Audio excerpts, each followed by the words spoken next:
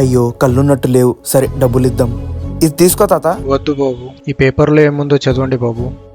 సరే. నాకు కళ్ళు కనపడవు, నా 100 రూపాయలు పడిపోయా, ఎవరికైనా దొరికితే ఇవ్వండి. సరే తాత. అబ్బా తాత ఎక్కడ పడేసుకున్నాడో ఏంటో, లేకపోతే ఎవరైనా తీసుకున్నారేమో, లేకపోతే ముసలోడు డ్రామాలు ఆడుతున్నాడా, వీడికుంది.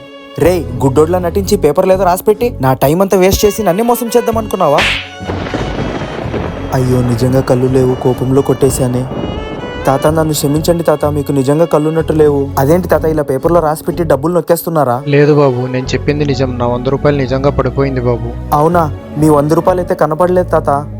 ప్రస్తుతానికి 100 రూపాయలు ఉంచండి. వద్దు బాబు, నేను అడుక్కునేవాడిని కాదు బాబు. నాకు నా 100 రూపాయలు దొరికితే చాలు బాబు. మీ డబ్బు కూడా వద్దు బాబు. నాకు ఒకరి డబ్బు వద్దు బాబు.